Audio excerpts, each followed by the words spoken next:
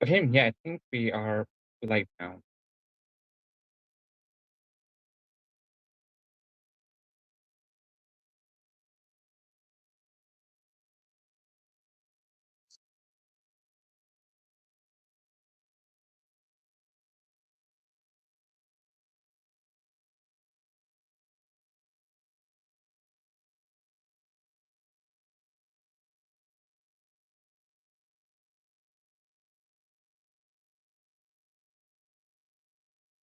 Okay, yep, perfect. Just got the confirmation we are live now. So yeah, thanks everyone for joining in. Good morning, good afternoon, good evening from wherever you are all joining in. Great to be here. Thanks again for joining in. So quick ground keeping housekeeping rules before we get started. So this is purely a Q&A session with the wider team. Please feel free to bring any and all questions that you might have on the server. That is where we'll be monitoring the chat and the questions that you might have. And then, yeah, we'll try our best to resolve any queries you might have, answer any questions that you might have, and forward we go from there.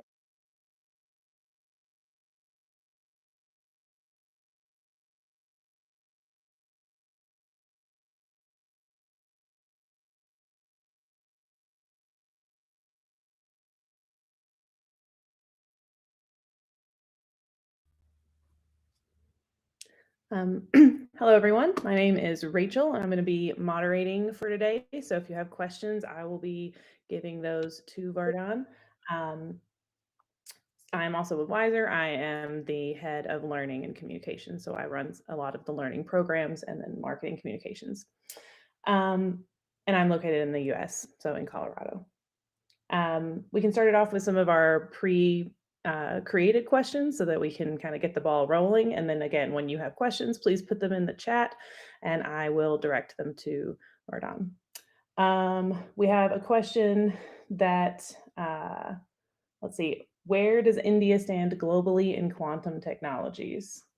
Is a question that we have. If you want to go with that, Vardaan.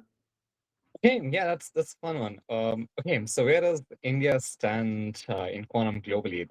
Okay.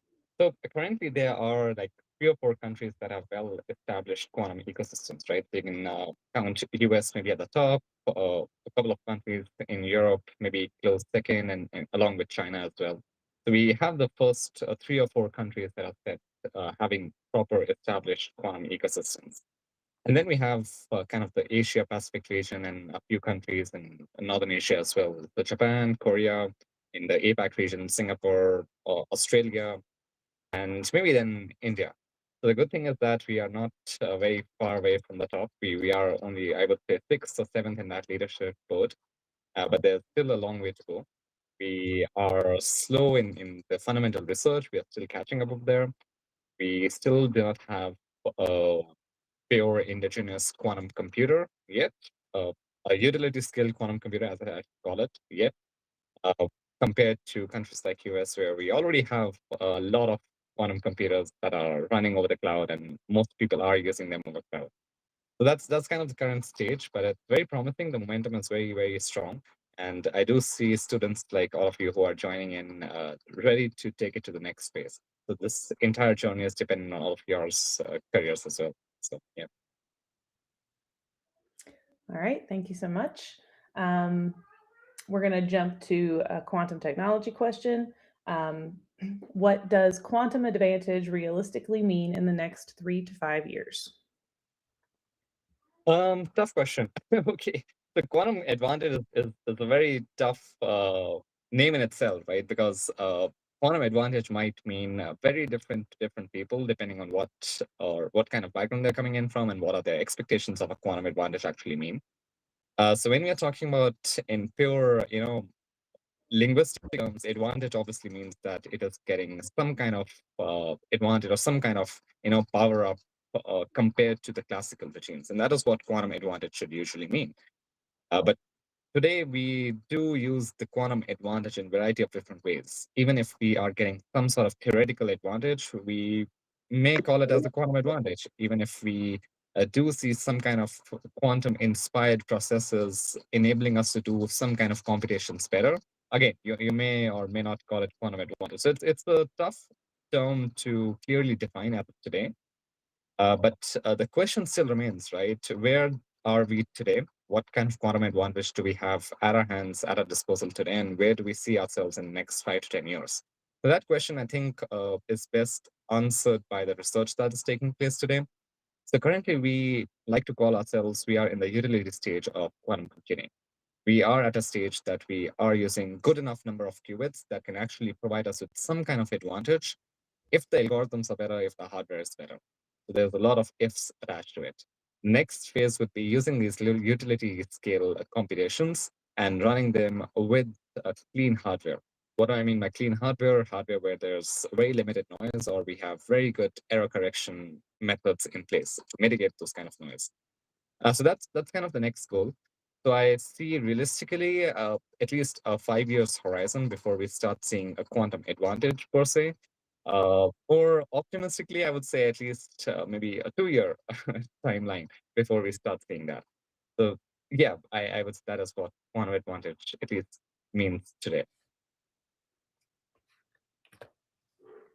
Okay, excellent. So we have a few questions from the chat and from Discord. From the chat, how in the future will fault-tolerant quantum computers benefit software testing of complex software systems? Very good question. Yeah, whoever asked that question deserves a shout out. Very, very interesting Yes. question. So how does quantum computing impact the current software stack? My rudimentary knowledge says that it won't change the way you do software anytime soon. We will still be using the same kind of software stack. We would be still using the same tools, the same software architecture, the same AI tools enabling faster software development. What it does impact is the other way around. So the more advanced our software development architectures look like today, the better our quantum algorithms will look like tomorrow. It's actually the other way around. The software is actually helping us develop better, improved, more efficient quantum algorithms, which is kind of the quantum software on the quantum side of things. That being said, I wouldn't 100% cross off that possibility. There might be some niche areas where quantum computation might have an edge over classical methods, maybe in terms of software testing. I don't know, right? Like maybe A/B testing or fault tree analysis or something like that, where there are millions of possibilities to consider, and we don't have that kind of feasibility on the classical side to do an entire space search. We might have an advantage using quantum computation on that end. So opportunities are endless, possibilities are infinite. It's something that we should definitely think a little bit more about. But yeah, very, very interesting question. Okay, excellent. The next one we have is there any scope to do research facilities in India on quantum computers for biology or medicine or in facilities abroad? I would say yes to both. It depends on what you're looking for, right? So, from what I understand and from what I've observed in the past few months in India, the momentum is really high. Things are happening today, right? So, if you are someone who's looking to get there on the ground floor, get your hands dirty, start from scratch, and think maybe long term, uh, this is the right place for you to be, right? So if you're thinking of setting something up from scratch and have a long-term vision, I would say this the best place to be and start your research, whether that's on the biomedical side or even something else, right? So don't restrict yourself. So think broad as well. On the other side, if you are still very, very new, right, and you want to get started immediately, get hands-on access to advanced research and a community that's already at maybe a couple of tiers above the current scale of research, then obviously facilities, architecture opportunities are far better in the US compared to what there is in the India, right? So it depends on what kind of uh, stage are you entering quantum in. All right. Um, so there's a question just about AP here. How do you conduct an offline exam for the final assignment? Okay, we have been receiving this question a lot on our emails, so please, bear with us. We also kind of figuring out the logistics over here. It would take another maybe few days or maybe a week's time to get everything sorted out. But we have been receiving your emails. We have been hearing you out. Please don't feel that we have been ignoring you. Your emails. Our team is working very hard to figure out the offline logistics because obviously, right, once we start talking about offline, there are a lot of things that need to be taken into consideration. Uh, One, which is, for example, is obviously how many local centers do we actually host the exams in, right? What does that local proximity to your homes from your universities actually look like? What does the paper actually be? Is it like a pen and paper paper? Is it on a digital system? How do we manage that? And then obviously, a lot of students might have exams ongoing during that time. They might have other personal priorities. So we do want to take as many possibilities as possible into consideration before we take any calls. So our team is working on that. If you do have any comments, if you do have any things that you would like to share about us, any restrictions or anything like that, please follow up by email. We'd love to hear you out. Having said that, a lot of it also depends on the timelines for the next phase of our program, which is going to be phase 3, which is the summer program. So for that, we already have a very tight deadline. We will be starting the summer program in June. So obviously, everything over here should be completed before June, so that the top participants who are getting the scholarships to enter our summer program have enough time to get enrolled and onboarded and into our very, very amazing, exciting summer program that we have. Excellent. What quantum-ready skills, examples of Qiskit and optimization, should MEC students learn to bridge classical engineering with deep tech by 2030? Very good question. Yeah, very, very interesting question. So today I feel that, and this is something common for the entire technology stack, right? Not just quantum. It is common for AI as well. It is common for any other deep tech technology stack as well. What I feel is that today we have a lot of tools at our disposal that help us do rudimentary tasks very well, very efficiently, very fast. And I'm talking about AI for that matter, right? So we don't need more people who have very, very strong skills in Python or who know how to, write hello world examples anymore. We already have our code assistants for that. Yeah, let's be very honest over here, right? Most people are using those code assistants for doing day-to-day programming and everything. So let's keep using that. I don't think in the future, anytime soon, we would be in a scenario where we are not using them. So let's very happily accept that into our lives. So what matters now is that you have the tools which will get to your stage where you can program your code, where you can program your algorithms. The interesting thing is, what are these algorithms? And that is where we still need manual research. We still need researchers to figure out what is the best way to structure an algorithm. What is the most efficient way to write code? What is the most improved version of a vanilla quantum algorithm that you can build? What kind of use cases are these quantum algorithms going to fit? Uh, at the end of the day, right? Because quantum is in a very tech stack. We need to translate that quantum knowledge to real world applications, to industry use cases. So where does that translation happen? It happens only with the subject knowledge that you bring to the table with you, right? So if you're very, very strong in, for example, say astrophysics, right? You might know some very niche use cases, some problem sets that are computationally very, very heavy in astrophysics that might benefit from quantum computing. And that kind of bridge, only you are the best person to help build that, right? So I feel that today, as a student, the best thing that you can do is understand the fundamentals of any tech stack very thoroughly, whether that is quantum computing, whether that is AI, whether that is classical programming, anything. But the fundamentals should be very, very strong for you, the math, the physics, the underlying programming that goes into it. And then you don't need to learn how to write entire algorithms on a sheet of paper, right? Instead, what I would encourage is try to learn how to implement those algorithms on real use cases. So try building projects. Try seeing how does a real world implementation look like for these kind of algorithms. And that is, I think, the best skill that you could take away from the kind of programs that Wiser is running or from other quantum programs that you might have been a part of. So yeah. All right, so there's a quick question about the summer program, which I can answer. So they're asking if they can apply individually. Yes, so the registration for summer program is open. There's various routes for that. If you are a student or scholar, you do apply, and we accept you based on your training that you've already received in regards to quantum content. And once you're accepted, then you'll have the link and everything sent out. There's different phases as well. So if you want to just do the project phase and not participate in the coursework, that is also an option. Um, so back to Vardaan. Let's go with, sorry, there's many questions. I'm trying to pick good ones. Could you elaborate on the hands-on component of the quantum course? Specifically, will we be working with real quantum hardware or simulators, and how does this provide practical experience? I love that question. And the answer is yes.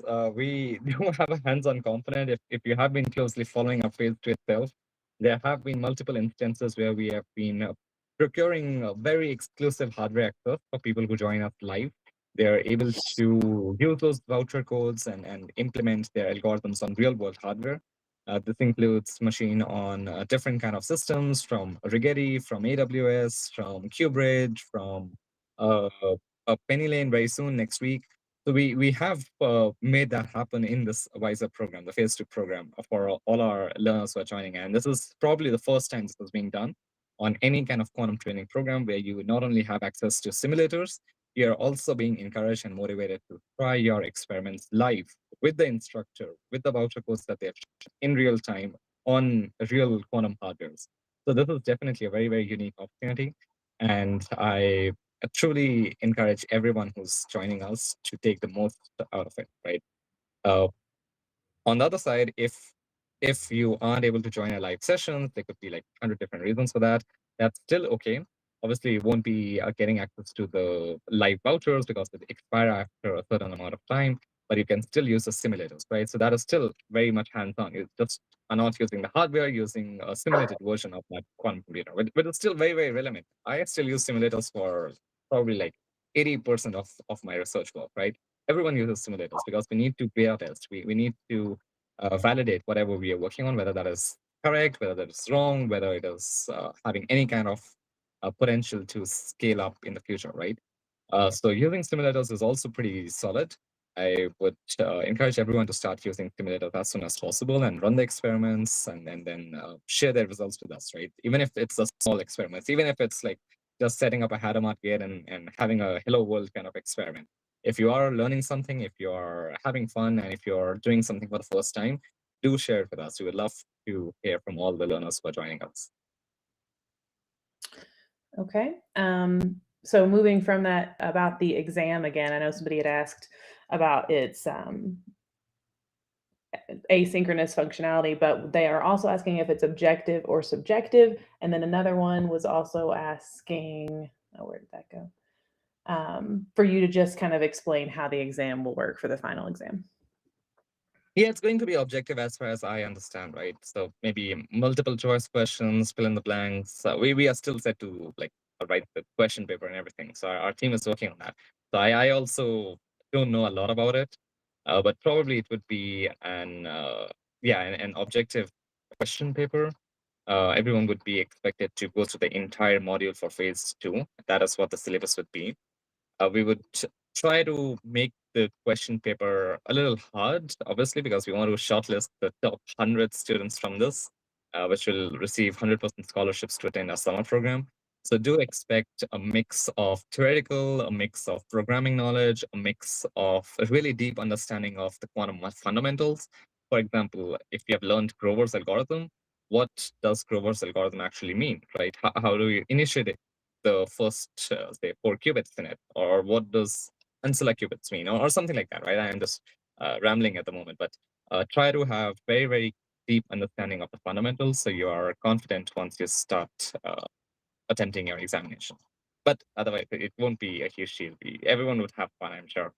So yeah, since we're talking about examinations, I do sincerely wish everyone the very best of luck and hope to see at least the top students on the other side in our summer program. All right, so we're going to shift now. This person is asking, um, how would somebody be recommended to get a job in quantum computing as an engineer? And then they said, like, a roadmap from an experienced person.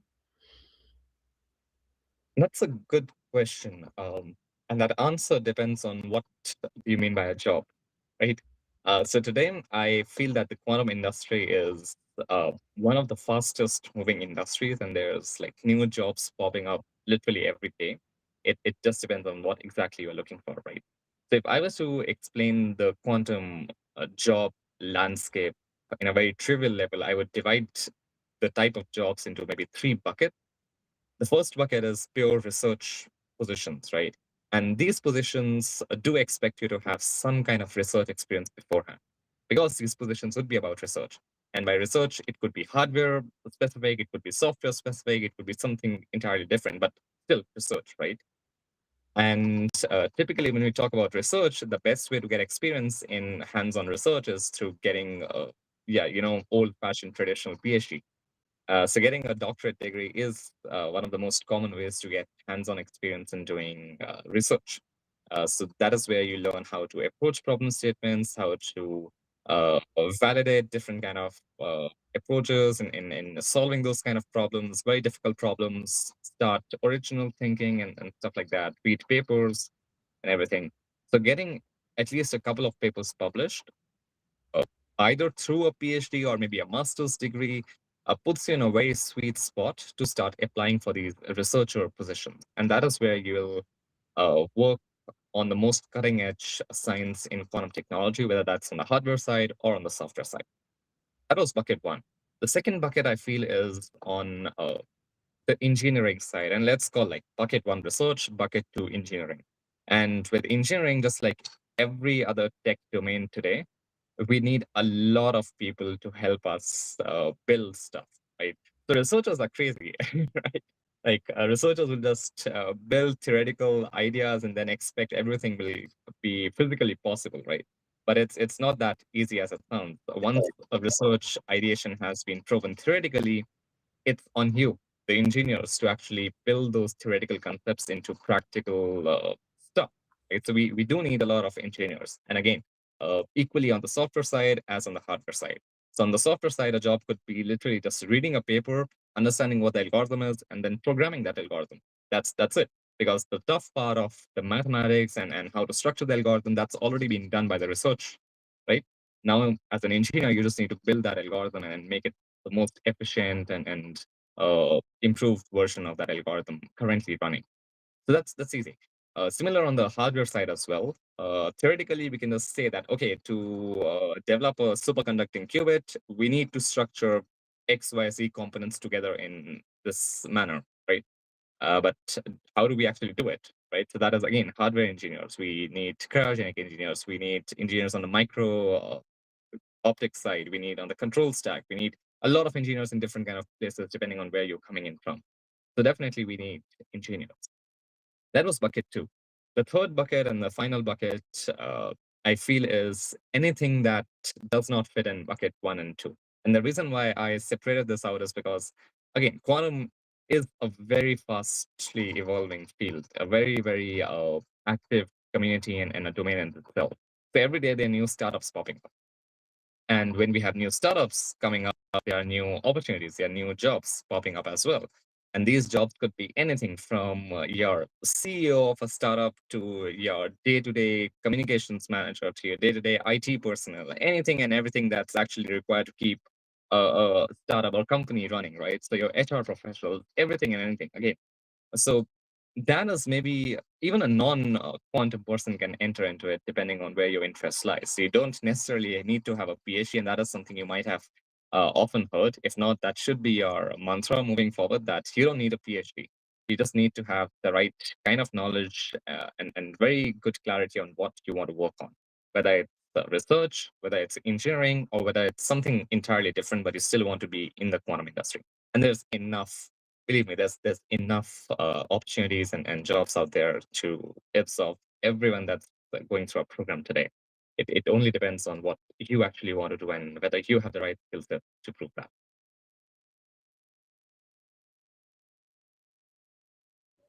All right.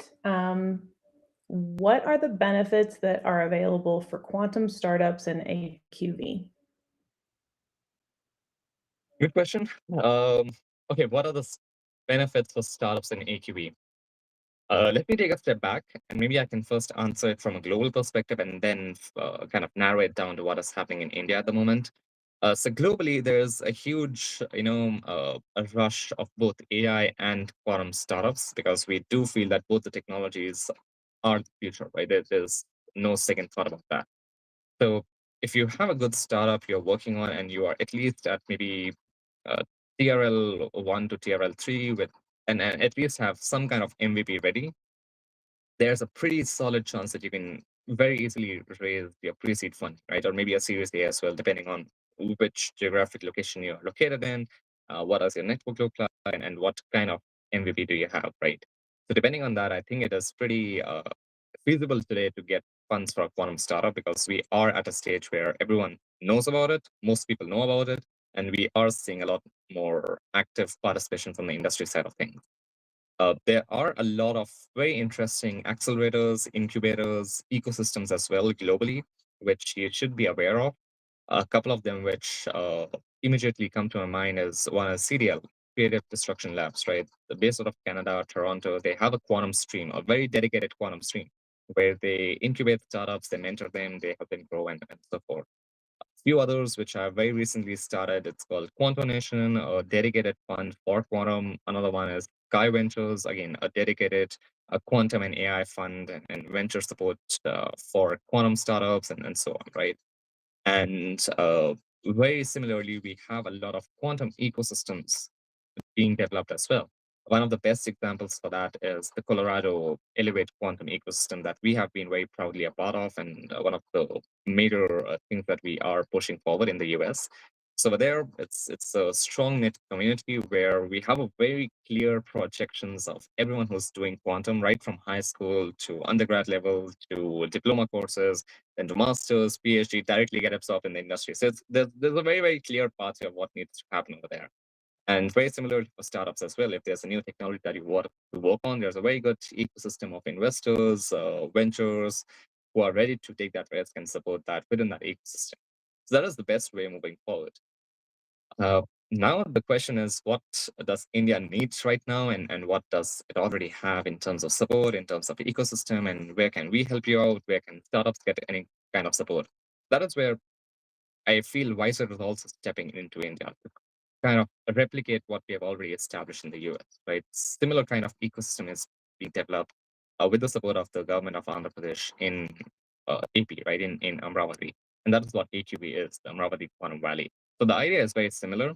The vision is very similar. We want to create a close-knit community of researchers, of industrialists, for everyone to be in the same space and take it right from scratch. So whether you are a researcher working on something very exciting or whether you are running your own startup, there should be enough opportunities available to you uh, without having to run after people. There should be everything within that close knit community to make things faster. That's the entire goal, right? And Wiser is setting something up which is going to be very, very huge. It is going to be very, very exciting, and this is just the start, right? So we are also very new to India. We just started last year. So give us a little bit of time to create that kind of ecosystem, create that kind of speed and rich infrastructure for quantum technologies in India. And I'm sure there would be many pathways where we can directly support startups, we can directly work with startups. We are always open to new collaborations. So even today, if you have some crazy ideas, if there's anything that you have already developed and you would like to share with us, we would love to hear from you. Right. So feel free to reach out to us at any point in time.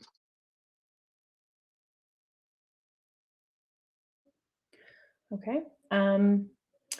How will quantum help the medical field, and how can people enter that element of quantum? Um, uh, Very interesting question, and I really like this question because that is one of our core, internal research areas as well today in the US because medical data is really hard to get hand of, right? That is one bottleneck we are still trying to figure out what does that mean. But sorry, yeah, sorry for digressing. Coming back to the initial question, right? Where does medical field see innovations in quantum and what kind of intersection is possible over there? So I would say I would divide it into maybe two categories. One is on the quantum computing side, and the second is on the quantum sensing side. So on the quantum sensing side, there's a lot to be done. We need better sensors for almost everything in a medical space, right? Your MRI machines almost take an entire room to get the best data out of it, right? It's very bulky, it's invasive. We need better sensing technologies. Are there any better methods that we can use quantum sensing for to replace these old technologies, right? Just as an example, right? Similarly, neuroscience, we still are having a very hard time understanding the brain works, right? So can we have better sensing technologies over there too? So these are all open-ended questions, and quantum technologies, quantum sensing in specific, may have an answer to that. So a lot can be done over there. The opportunities are endless. Coming to the second part of it, quantum computing. Um, yeah, so I have a mixed response. Some opportunities are picking up space, some we have already tested, and we do see that maybe things will not uh, happen as fast as we were expecting them to be. So again, there are a lot of possibilities, there are a lot of use cases, but the best way to target any of these use cases would be to work with a medical professional themselves, right? So someone who knows in and out of what actually needs to happen, what kind of research are they dealing with on a day-to-day level, what kind of data architectures and data security types that uh, are being employed on a day-to-day level. So I think having knowledge of all of this would be essential. So if someone is working on that, or if someone is ready to get started on that, I think the best way would be to first get in touch with medical professionals, right? And then start advocating quantum technology, then start understanding where can quantum fit in.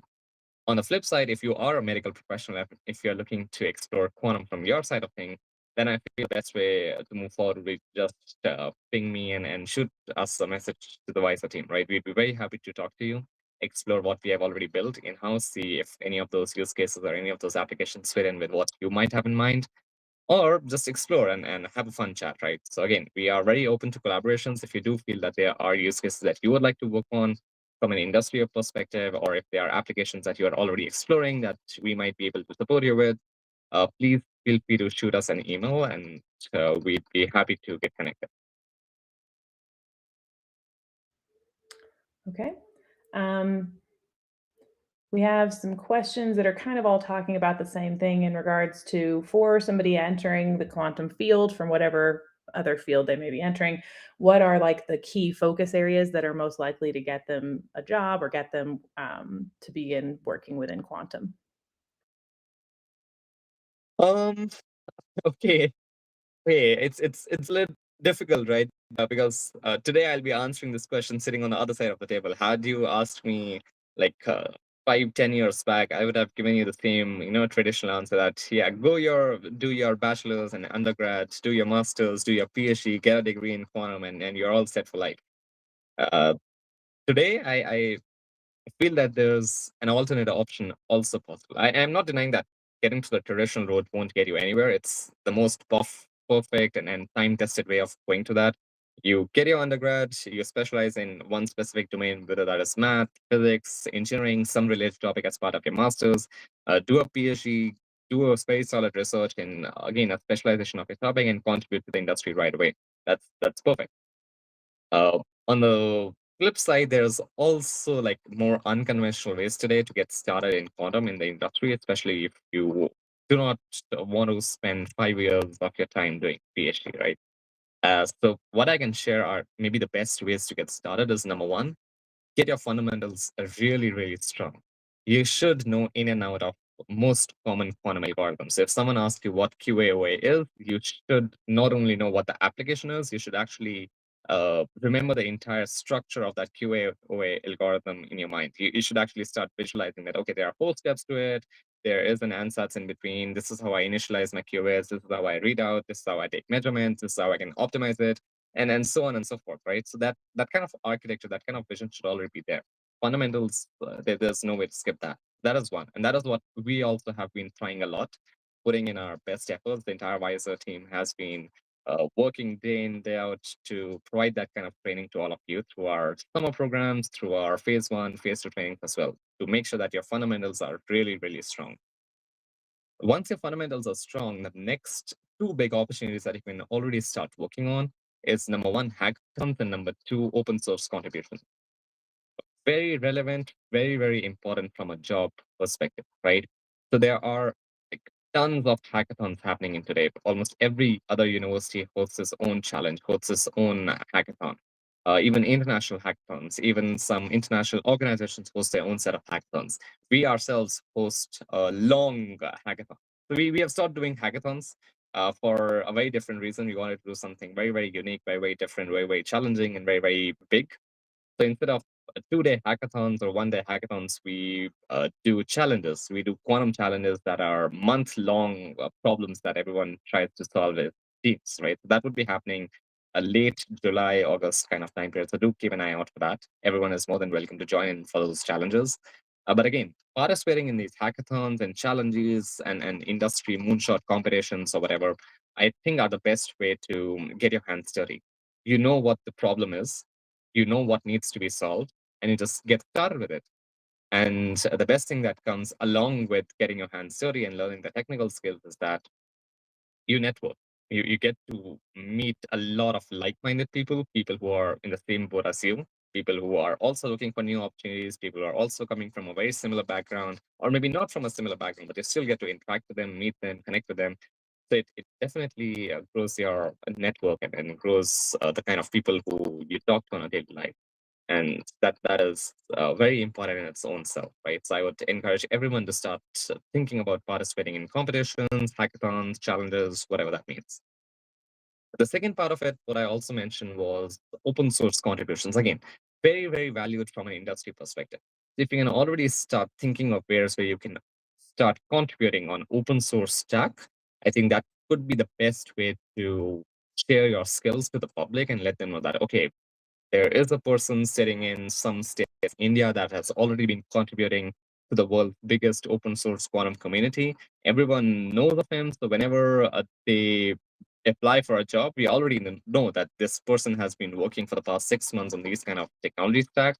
It's in public, it's open source. Everyone already knows what it is, what kind of technical credibility you have, and it makes your hiring process way more faster than any fancy resume would help you. So I think in today's world, hackathons, challenges, open source contributions are the way to go, are the way to make your skills very public and very visible to your hiring managers. So I think those would be my two thoughts and what might be the best way to upgrade your skills. Okay, so this is a question back towards the phase two program itself. This person, several people have asked actually, is there a flexibility in regards to assessment timeline or preparation period for somebody who is very interested in participating but is burdened with additional school and work? Good question. So we do have some strict timelines, right? Some certain timelines which are a little bit out of our control. So the summer program does start in June. It's already set in place, right? It's kind of set in stone at this stage. So regardless of whether like where you are in your careers, where you are in your learning journey, the summer program, the phase three as we call it, the big annual flagship program from Wiser will happen in June. There's no alternate cannot be extended. There's the global participation. The keynote speakers have been confirmed. So, this is the kind of program that we are inviting the best of the best of the best from around the world, from some of the best universities, from some of the best research centers, the CEOs, CDOs, everyone joins in over there. That's kind of a flagship program. So that cannot be moved. I sincerely hope everyone understands that, right? So that would start in June. And from there, we kind of backtrack on the timeline. So if that is starting in June, we definitely need enough lead time to provide scholarships, to onboard the selected students, give them enough lead time to prepare for the examinations, and so on, right? So we are kind of backtracking from those timelines over here to phase two. So May 1st, phase two will get completed. The last lecture, as you might see it on your schedule as well, is on May 1st. That is it. That after that phase two completes. You might have a little bit more time to revise your concepts, to prepare your for examinations, but very soon after that, the examinations will be hosted. We are still figuring out the logistics for the offline examinations. Once they are finalized, we'll definitely let all the students know, all the learners know. But that is what is being done on the background, right? And once you do your offline examinations, then again, we also need a little bit time to evaluate your examinations, evaluate the amazing work that you have put in, and put in enough support from our side to ensure that all the hard work that you have been putting in is fairly judged and evaluated. So we'll also need a little bit of time to check your answer sheets and get you the scores and kind of shortlist the top 100 or so participants. And all that needs time.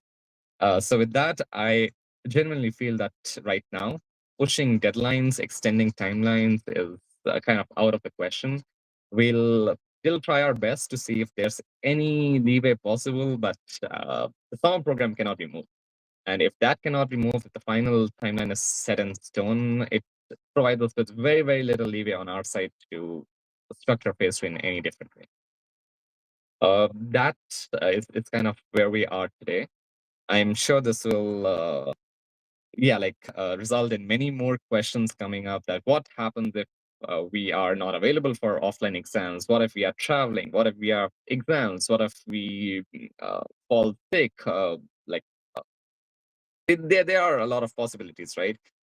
So what we could think of is hosting many other training programs through Wiser after the summer program, or maybe in parallel with summer program, or something like that. So we could open up many, many new opportunities for all of you, because I do feel that all of you are super excited about this, right?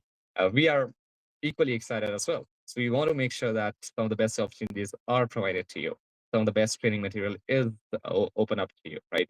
So we are working on creating more curriculums, more training programs, and many more opportunities for all of you who have joined us. So I would say just yeah, keep keep uh, looking out for those kind of opportunities. We will be announcing them very soon. So on the off chance that you're not able to perform very well in phase two for XYZ reasons, it's not the end of your journey, right? It's still the very, very start. So there might be alternate options for you to explore very soon.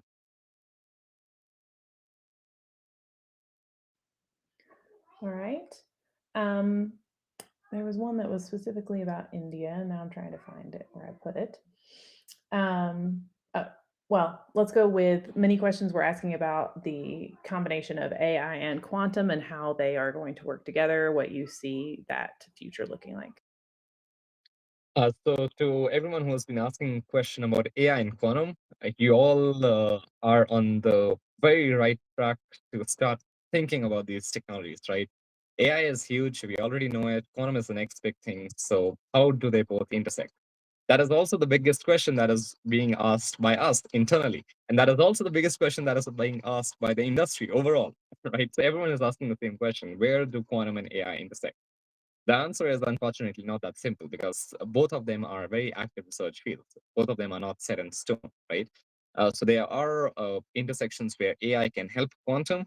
Obviously, you can see these examples daily, right? So if you already have an algorithm, quantum algorithm that you're working on, you can just ask your AI to help you in programming that quantum algorithm, right? You can build certain kind of AI models that can help improve the quantum algorithms that you're working on. You can have AI models that can help run different kind of error mitigation techniques, error correction techniques to minimize the noise on real hardwares when you're working on quantum computers. The AI for quantum is a rapidly evolving field. But that is not all. The other side of it, the flip side to it, is also very relevant. Quantum for AI, right? So that isn't a question in itself. Once quantum is mature enough, is there any kind of possibility that can help us improve AI in itself? One of the biggest bottlenecks for AI today is that they are like really, really energy heavy. The data centers, the AI machinery that actually goes on the back end, the fancy stuff that you do not get to see on a daily life, they do require a lot of energy resources. They do require a lot of water resources. Are there ways where we can minimize that? Can we distribute the workload, some kind of workload, back to quantum computers to help minimize that kind of workload, right? So that is again helping AI through quantum. So there are a lot of opportunities. Again, another open-ended question that we have currently in AI is that we don't know for certain how an AI model makes decision. We know how it works, but how is it coming to a decision is still unknown, right? We can have the best models, we can have the best research engineers working on that, but why a particular decision has been taken by an AI is an unknown question, right? How it comes to a decision, we know, but why that particular decision, we don't know. So that kind of open-ended question, if there are ways where quantum computing can help us, I would love that. Now, is there an intersection between AI and quantum over there? We don't know. It's for everyone of us to try and find out. Is there an opportunity over there? Again, we don't know, right? And it's good that we don't know because that inspires everyone to start learning about it, start thinking about it in the right direction. But is it something that we should be talking about? Absolutely, yes. Is it something that we should be working towards? Again, absolutely, yes. In fact, this is probably not public knowledge yet. Maybe kind of an Easter egg for today's session. We are also developing internally at Visor a huge course that is going to be out sometime later in the year about AI and quantum. So definitely stay tuned to that. That course would be diving into the intersections of exactly this question. Where does these two technologies intersect? And if you as a student want to learn that, how do you get across that, right? So it's still not public yet. We are still developing that course. So once that is out, we'll definitely announce it, but do keep an eye out for that. And I just added in the chat, it is slated to be released in August for the AI course. But also our summer program does focus on classical AI and quantum. So those are topics that are very prevalent and relevant right now. So we are addressing them. Another back to the exam question. Could you please clarify if the exam will be based on module content or if it will include new application-based questions beyond the course material? No, so we won't be going beyond the course material as such, right? So everything that has been taught would be covered. Now, does that mean that we will be sticking only to, the exact language? Probably not, right? So we'll obviously try to make the question a little bit tricky. We'll try to go a little bit beyond that. So if, say you learned about Shor's algorithm, we won't ask you like point blank, what does the Shor's algorithm define that? We'll probably extend it a step further and say that if XYZ situation is there, how does Shor's algorithm work on that? Something like that, right? I am just blabbering at the moment, but you get my point, right? It won't be straightforward theoretical questions. We'll try to include a little bit more programming into it. We'll try to include a little bit more applications into it. But one thing I can confirm is that it won't go beyond your course material, right? So it would still be very, very relevant to what you have already studied as part of the phase two PISA training program. All right. This question is asking if there is any platform to actively track new research in quantum computing or quantum in general that you recommend. Um, yeah, Google. It's kind of the easiest and the most unfancy kind of answer with Google. It's easy, right? So there's something you can do on Google research. You can tag and set up alerts for some kind of keywords that you might be interested in, right? So Google News, Google Research kind of act in that way. That is maybe a good way to get started, right? Or Google Scholar, like not Google Research, Google Scholar. So you could set up your keywords over there. So if any new research paper regarding quantum computing comes out, you automatically get an email alert or something like that. You might have to read a little bit about how to do that, but it's definitely possible. Everyone does that. Similar to Google, there's also Archive. So Archive uh, is a place where all papers go and get stored before they're officially published at the scientific journals. So again, archive is something that you can definitely go on and browse through the latest research, browse through what's happening in the relevant field. And again, so both these exercises will be very, traditional and manual and research heavy. So definitely something which research scholars can look into and they love reading papers. So let's plug for that. But if you want to get more insights from an industry perspective, I think the easier way is to just build your connection over LinkedIn, right? So if you just start following the right people, the right industry folks who are actively working on quantum, your LinkedIn feed starts behaving in that way. And then you start automatically getting the latest updates, the latest news about what is the most relevant next big thing happening in quantum, right? But yeah, LinkedIn is uh, will have its own share of noise to deal with as well. So there are pros and cons. You won't always get the right research, the most credible research. but you would at least get to know what's the most active field of discussion from an industry perspective. Now, let's see, we have how much of future quantum value will come from software versus hardware? How do you define value? Uh, Value, it could be in terms of finance, like financial value. I think the answer to that would be probably equal on both sides. Probably early on, we need a lot more investments on the hardware side to build the right kind of fault-tolerant quantum hardwares, which today does not exist in India. We do have some which are closer to that in the US, but it's still a long road in India to get to that stage. Software, it's comparatively lesser pull at the start because you can still access most quantum computers through your cloud. You can set up your software architectures on your personal laptop. It doesn't require much. You can start building algorithms. You can start studying about them. All that is possible, right? Uh, Now, how does that how does all these efforts translate into value at the end of the day? Value is subjective, right? So if you're talking about, say, financial value at the end of the day, I see quantum computers on a hardware level are not producing value in the sense that they are there for long term. However, they are producing value because everyone wants to use them. And to use a quantum computer, you need to have computational credits and you need to buy those credits. And to buy those credits, you need to pay them. So there is some kind of monetary transaction that is happening. Uh, the flip side is also true. So there's always a significant amount of capex and maintenance that is required to keep those kind of quantum computers, these big machines running. So it kind of balances out at the end of the day. On the software side, today, maybe take this with a pinch of salt. Not many organizations are actually making profits out of their quantum softwares today, right? Today, because the quantum algorithm is still very early stage. Uh, the more advanced algorithms don't have the right hardware to run on yet. So it's kind of a double fold situation, right? You don't know your hardware, you don't know your software, and you're trying to balance in between. So value is again subjective, right? I feel in the next 2 to 5 years, you would see a lot more value being derived from hardware, especially as they start scaling up. So the prices will obviously go up. The number of credits that are required to run utility scale algorithms will also go up. And along with that, the kind of applications that we haven't been focusing on in the past will also open new doors and new possibilities.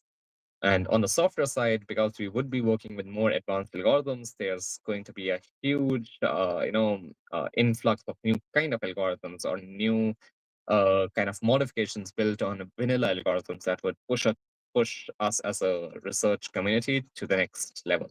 There is a lot of value creation and valuation to be done in the next 2 to 5 years. All right, so for an early stage quantum startup, what level of prototype or proof of concept is typically expected before being considered for incubation or funding? That's an open question, right? What let me put it this way, right? What is the minimum, most raw kind of product that you guys can build in a very limited time frame that shows a kind of prototype of what you have in mind, right? So, say you have an X idea in your mind. You put that idea to your paper. That's your pitch deck.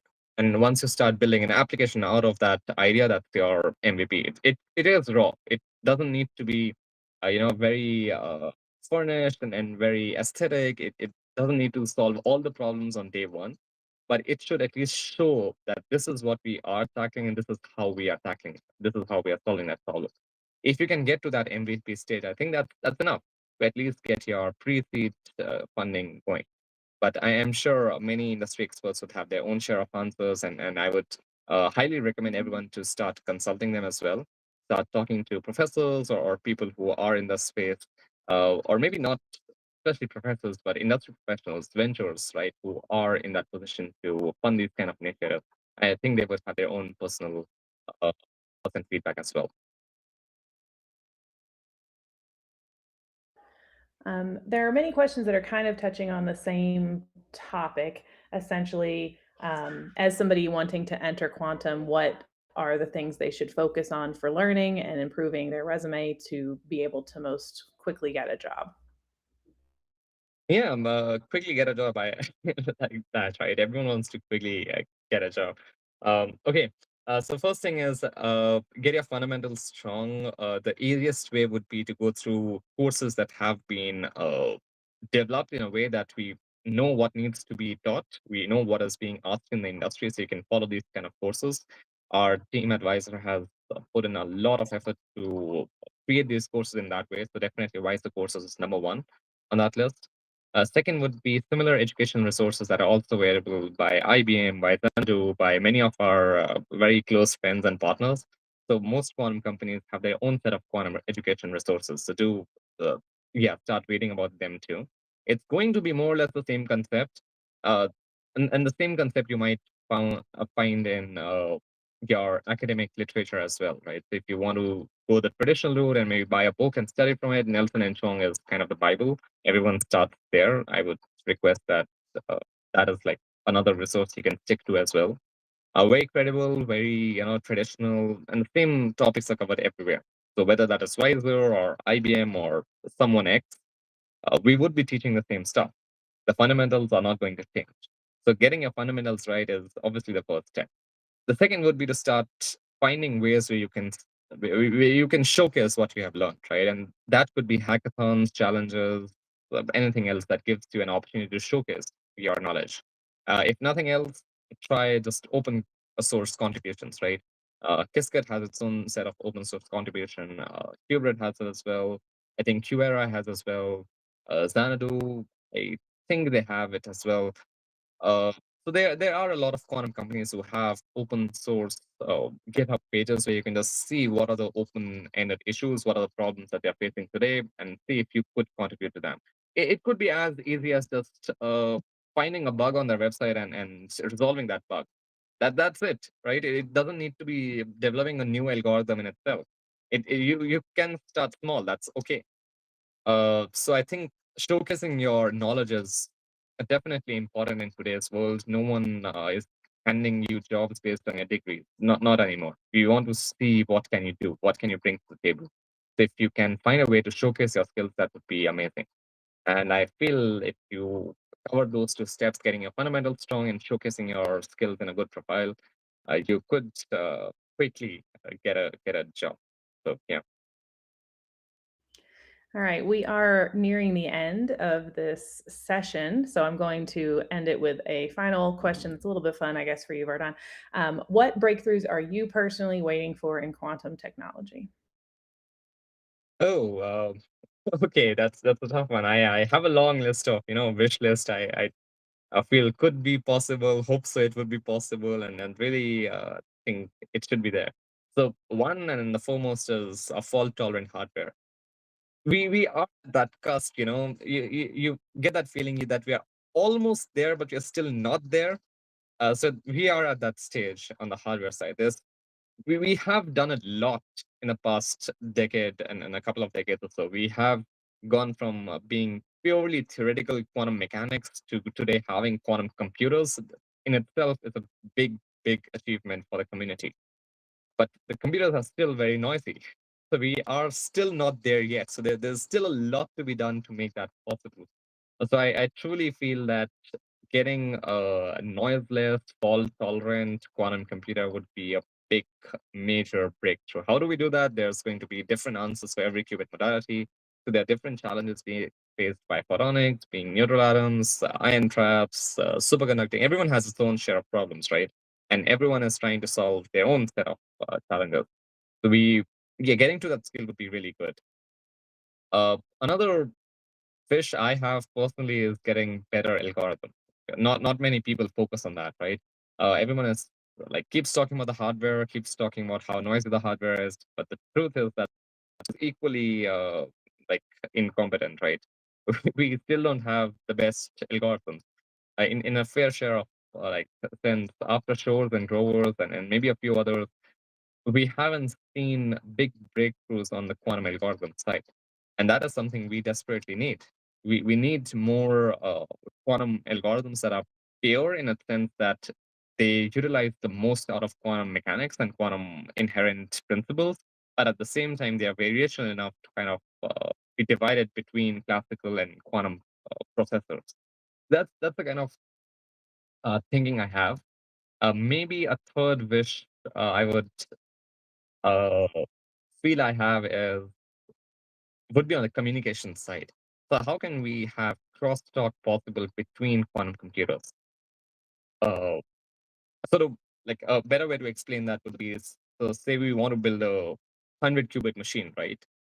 And how do we build that 100 qubit machine? We start building qubits 1 to 100 and initialize a 100 qubit machine.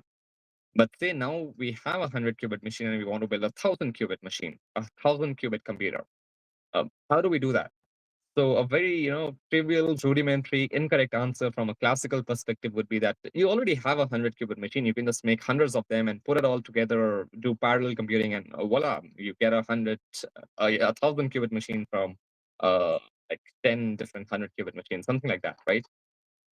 That is not possible today, unfortunately. And every time you need a new quantum computer that is even marginally better, you need to start from scratch. You need to start building all those qubits right from scratch. You cannot build progressively on the state of your quantum computers today.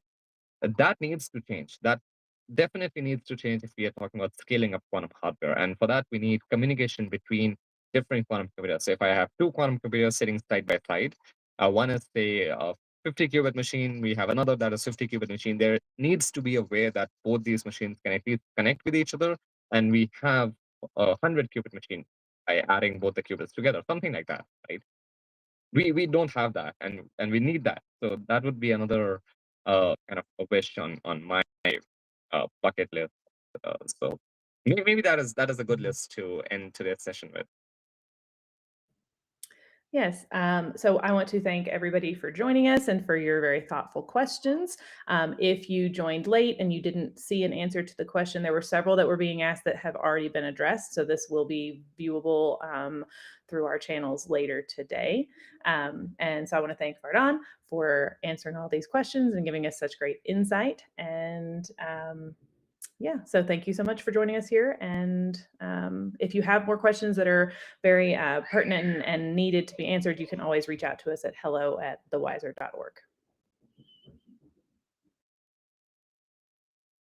Wonderful.